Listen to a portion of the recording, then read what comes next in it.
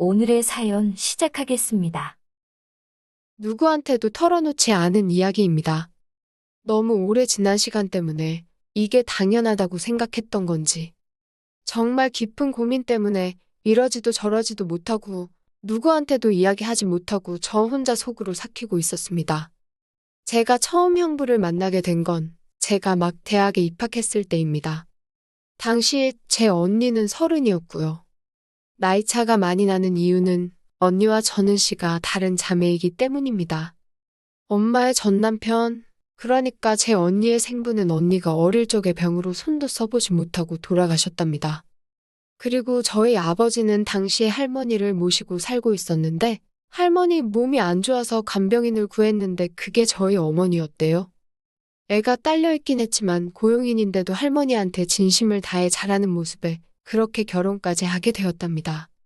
아버지는 초혼이고 어머니는 재혼이었으니 그 당시에는 가당치도 않은 이야기였지만 어머니께 간병을 받던 할머니도 어머니를 높게 평가하고 있었고 당시에 동네 사람들이 수군거리는 게 있긴 했지만 별다른 어려움 없이 결혼했다고 합니다. 그리고 두 분이 결혼하시고 나서 얼마 지나지 않아 제가 태어나게 되었고요. 아버지는 다르지만 저는 언니를 참 좋아했습니다. 언니도 저를 많이 아껴주었고요. 나이 차도 10살이나 나다 보니까 할머니 간병하는데 바쁜 어머니를 대신해서 언니가 저를 거의 키워주다시피 했습니다. 엄마도 할머니 때문에 항상 지쳐 있어서 저도 어리긴 했지만 엄마를 방해하고 싶지 않아서 언니한테 많이 의지하기도 했어요. 언니는 심지어 공부도 잘했고 대학교도 학교에서 제일 좋은 대학교를 갈 정도의 기대받는 수재였습니다. 서울에 있는 대학을 진학하게 되면서 언니와는 떨어져 살게 되었네요. 그때쯤 할머니가 돌아가시게 되면서 저도 더 이상 언니가 엄마 노릇을 해줄 필요는 없었습니다. 저한테는 안 좋은 기억입니다. 제가 대학교 입학을 앞두고 있었을 무렵이었지요. 저는 친구들과 함께 대입기념으로 스키장을 다녀오기로 했고 그 덕에 저희 부모님은 둘이서 오랜만에 여행을 다녀오기로 했습니다. 그런데 여행지에서 일어난 사고로 저는 부모님을 잃고 말았습니다. 운전석에 있던 아버지는 즉사였고 어머니는 병원에서 일주일을 넘기지 못하고 돌아가셨지요. 어떻게 해야 하나 엄청 두려웠습니다. 아버지나 어머니나 따로 친척이 없었기에 저는 세상에 혼자 남게 되었지요. 언니가 저를 아껴주긴 했지만 사실 따지고 보면 저랑은 아예 갈라서도 그만인 상황이었지요. 그런데 언니는 그런 저를 받아줬습니다. 힘들게 들어간 대학교인데 졸업하고 제가 취직할 때까지는 돌봐주겠다고 먼저 저에게 말을 걸어왔어요. 정말이지 너무 고마웠습니다. 언니도 이제 회사 생활하면서 겨우 자리 잡아가고 있던 상황이었는데 저도 대학생이 되었긴 했지만 갑자기 서울에서 입이 하나 더 생기는 게 썩 좋은 상황은 아니었을 텐데 말입니다. 형부는 그 당시엔 언니와 연애를 하고 있던 사이였습니다. 훤칠한 외모에 남자다운 성격까지 언니가 서울까지 와서 좋은 사람을 만났구나 하는 생각을 하게 만들 정도로 좋은 사람이었습니다. 형부 또한 혼자 사는 언니 집에서 자주 데이트를 했던 모양인데 난데없이 찾아와 방 한 칸을 차지한 제가 마음에 들지는 않았을 겁니다. 그런데도 형부 또한 저를 가족처럼 대해줬지요. 형부는 바쁜 와중에도 언니에게도 하나 남은 가족이라고 하여 저와 친해지기 위해 노력하는 듯 보였습니다. 자격지심 때문인지 잘 살고 있는 언니의 삶을 방해하는 건 아닌가 부담스러워하던 저였기에 오히려 그런 친절이 부담스럽게 느껴졌지요. 하지만 형부는 제가 거리감을 두는데도 굴하지 않고 저와 친해지기 위해 열심이었습니다. 제 공부를 봐주기도 하고 학교 생활만 하면 지루하다면서 교회로 드라이브를 나가기도 했습니다. 당시 형부는 사업을 하고 있던지라 회사원인 언니와 비교했을 때 시간이 비교적 자유로운 편이었거든요. 그래서 언니가 저를 챙겨주지 못할 때에는 꼭 형부에게 부탁을 해서 형부가 저를 도와줄 수 있게 해줬었지요. 학교 생활에 어느 정도 적응이 되기도 했고 저도 슬슬 언니 집으로부터 독립을 해야 하지 않겠나 하는 생각이 들어서 아르바이트를 구하고 있었습니다. 언니는 아르바이트를 해서 돈을 버는 건 좋지만 굳이 독립하려 하지 말고 언니랑 같이 지내면서 돈을 모으거나 다른 일을 도모하기를 바랬습니다. 이러나 저러나 어쨌든 저는 아르바이트를 하고 싶었기 때문에 이리저리 알아보다가 형부가 운영하는 가게에서 일을 하기 시작했지요. 저도 어느 정도 저금이 생기고 언니도 회사에서 자리 잡아가고 이렇게 시간이 흐르면서 언니와 형부는 결혼을 하게 되었습니다. 두 사람이 결혼하면서 집도 옮기게 되었고 저는 그때가 돼서 독립을 하려고 했는데 언니가 일부러 저 때문에 30평대 아파트를 구했다며 그냥 같이 지내자고 제안을 하더군요. 형부 또한 그렇게 하기를 바란다고 이미 셋이서 함께 지낸 시간이 길기에 가족이나 다름없는데 결혼 전에는 한 가족처럼 지내다가 결혼했다고 떨어져 지낼 수 있냐며 걱정하지 말라고 하더라고요. 저랑 같이 살면 형부도 언니 회사가 있는 동안 심심한 일 없을 거고 밥도 챙겨주고 여러모로 장점이 더 많다고 하면서 말이죠. 사실 언니 결혼 날짜가 다가오면서 걱정이 많았는데 그때 많이 안심을 하게 되었습니다. 하지만 언니와 둘이 살고 형부가 내 집처럼 드나들던 시절과는 완전히 다른 게 하나 있더라고요. 한밤중에 갑자기 목이 말라서 물을 가지러 부엌으로 나왔는데 언니와 형부가 쓰는 방에서 들려오는 소리를 듣고 말았습니다. 모른 척하고 지나가려 했지만 저도 모르게 고개가 돌아갔고 살짝 열려있는 문틈으로 언니에게 열중해 있던 형부와 눈이 마주치고 말았습니다. 그 뒤로는 형부나 언니를 보면 두 사람이 뭘 했는지 그 장면이 자꾸 상상이 가서 얼굴을 똑바로 쳐다볼 수가 없더라고요. 그리고 두 사람이 제가 집에 있는데도 그런다는 걸 알고 나니 괜히 새벽만 되면 방문 너머로 소리가 들려오는 것 같은 기분마저 들기 시작했습니다. 형부는 모르는 척을 하는 건지 아니면 그때 제가 과민 반응을 했던 건지 아무 일도 없었던 것처럼 행동하더군요. 그런데 오히려 그럴 때마다 어두운 집 안에서 밝게 빛나던 그날 형부의 눈동자가 제 머릿속을 뒤흔들어 놓았고 그 모습을 생각하면 이상하리만치 제 마음이 터질 듯 쿵쿵거리기 시작했습니다. 그렇게 또 시간이 흘러 언니가 좋은 소식이 있다며 저희들을 불러 모았습니다.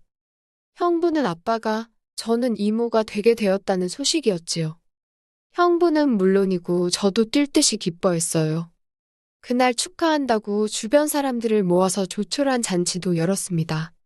그런데 술이 한 잔, 두 잔 들어가니까 갑자기 우울해지기 시작했어요. 내가 언니보다 형부를 먼저 알았으면 형부는 나를 어떻게 생각했을까? 하는 그런 말도 안 되는 생각이 들기 시작했습니다. 그리고 상상으로만 했던 현실이 눈앞에 펼쳐지게 되었습니다. 언니의 배가 조금씩 불러오기 시작할 때였지요. 때마침 언니가 더 배가 부르기 전에 혼자서 태교 여행을 다녀오고 싶다는 제안을 해왔어요. 저도 학교 졸업을 앞두고 있던 시점이기도 했고 아르바이트 하느라 바빴으니 같이 갈 시간이 없었고 형부 또한 사장이라서 시간이 자유롭기는 했지만 그렇다고 가게를 길게 비울 수 있는 상황이 아니었거든요. 언니도 그런 상황을 알기에 그런 저희들을 배려해서 혼자 여행을 다녀오겠다는 결정을 내렸는지도 모르겠습니다. 아무튼 그렇게 언니는 주변 지인들 몇 명에서 같이 태교 여행이라고 9박 10일 일정으로 유럽을 다녀오게 되었지요. 그리고 언니가 자리를 비운 그 10일 동안 저와 형부 사이에는 참 많은 일이 있었습니다. 제가 형부의 가게에서 아르바이트를 시작한 이래 형부가 가게 직원들과 함께해서 회식을 했던 적이 단 한 번도 없었습니다. 그런데 형부는 무슨 바람이 불어서 직원들과 회식을 할 예정이니 저도 같이 참석했으면 좋겠다고 물어왔어요. 저도 3년이 넘게 일을 했기에 직원들과 전부 다 사이가 좋은 편이었고 직원 회식인데 오히려 제가 빠지면 섭하지않은 마음으로 참석을 하게 되었습니다. 직원들도 난데없이 웬 회식인가 싶은 분위기더라고요. 아무튼 회식 자리는 분위기가 좋았고 저도 형부도 기분이 좋아서 술을 잔뜩 먹고 집에 같이 택시를 타고 돌아오게 되었습니다. 특히 형부가 술을 너무나도 많이 마셨는지 택시에서부터는 아주 인사불성이 되어 있었습니다. 같이 뒷좌석에 타고 돌아왔는데 자꾸 언니 이름을 부르면서 제 손을 붙잡더라고요.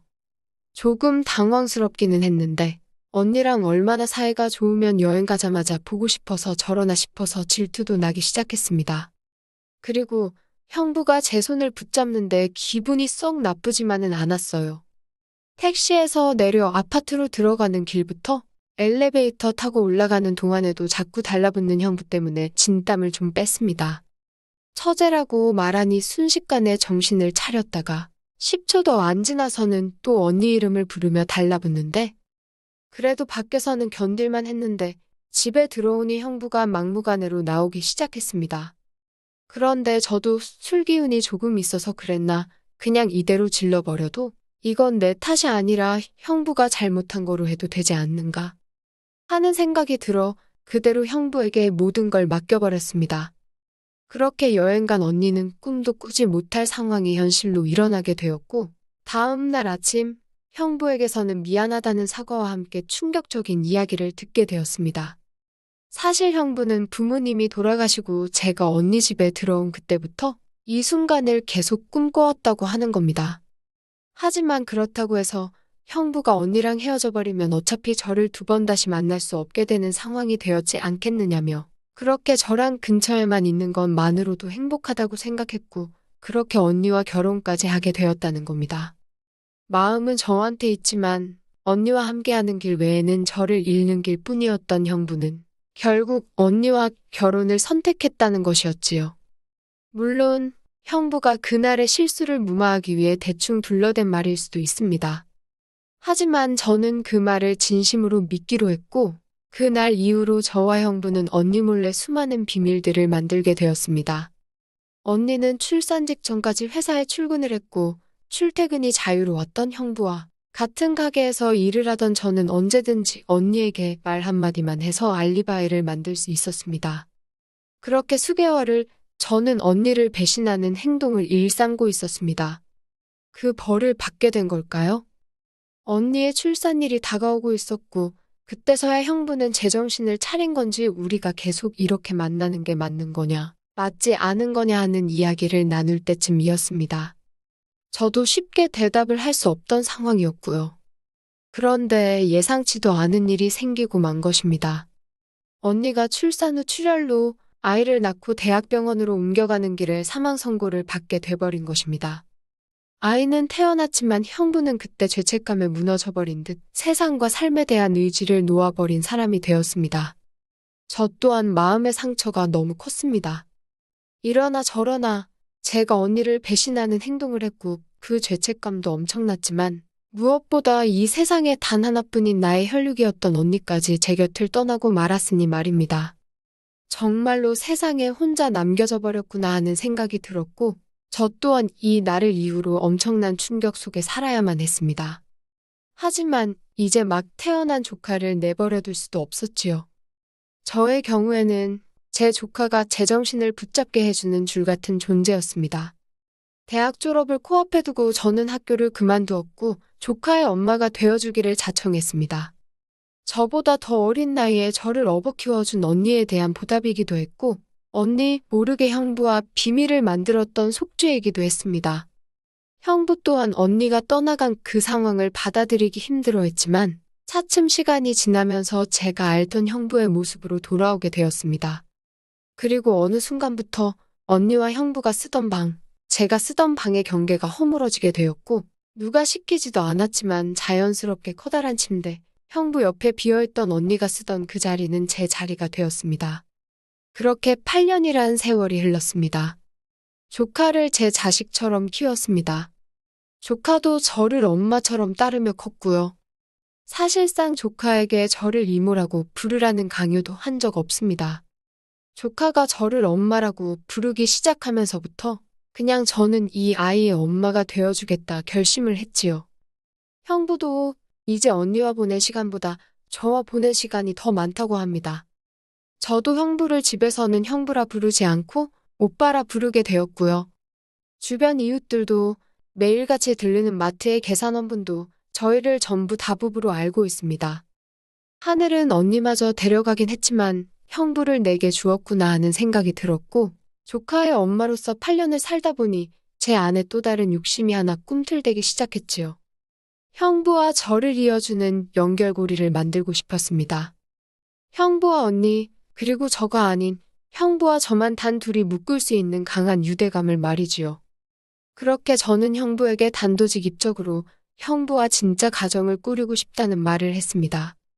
당혹스러워하던 형부의 모습은 아무래도 저희 난데없는 질문 때문이라고 생각했습니다. 이윽고 형부는 그렇게 하자며 자신있게 대답을 해왔어요.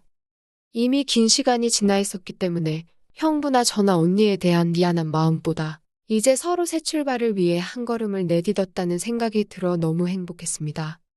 그런데 얼마 전 정말 충격적인 사실을 알게 되었습니다. 어차피 형부와는 절대로 혼인신고를 할 수 없는 사이입니다. 법적으로는 부부가 될 수는 없기에 저는 형부와 저 사이에 태어날 아이가 엄청 커다란 의미를 갖는다고 생각했지요. 그렇게 1년이란 세월 동안 부단히 노력했지만 아무런 소식이 없어 의아하던 차였습니다. 그런데 알고 보니 형부는 이미 묶어버린 상태였던 거예요. 그걸 알게 되니 형부가 많이 당황을 했습니다.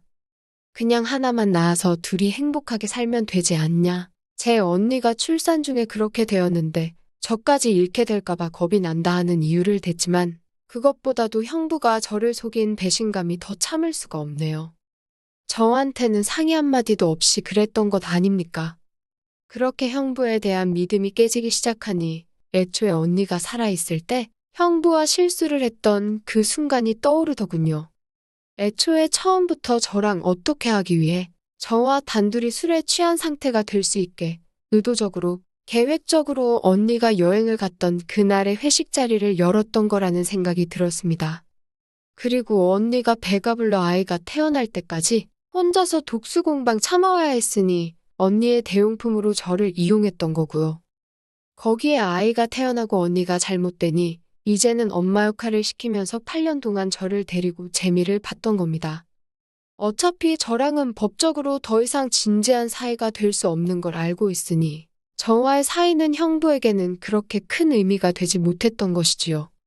형부에게 지금까지 내가 형부를 위해 한 이 짓거리들은 무엇냐 따지니 형부는 저를 사랑한다고 합니다.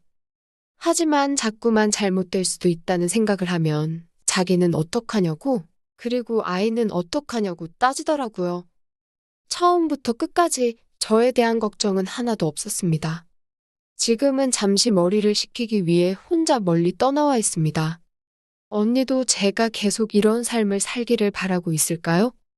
계속 이렇게 형부와 조카의 뒤에서 이것도 아니고 저것도 아닌 상태로 뒷바라지를 하면서 남은 삶을 지내야 하는 걸까요? 정말 가슴이 아프고 복잡하네요. 형부가 밉지만 이미 언니에게도 씻을 수 없는 죄를 지었단 것도 인정하지만 이 상황에도 형부를 정리하지 못하고 있는 제 자신이 너무나도 밉습니다. 털어놓으면 속이라도 후련할까 이렇게 글로 적어봤는데 아무래도 그 어떤 해결도 되질 않네요. 제게 도움이 될 만한 조언 한마디씩 부탁드리겠습니다. 또 찾아주셔서 감사합니다. 매일 새롭고 흥미로운 사연으로 찾아뵙겠습니다. 구독과 좋아요 잊지 마시고 다음 사연으로 다시 찾아뵙겠습니다. 감사합니다.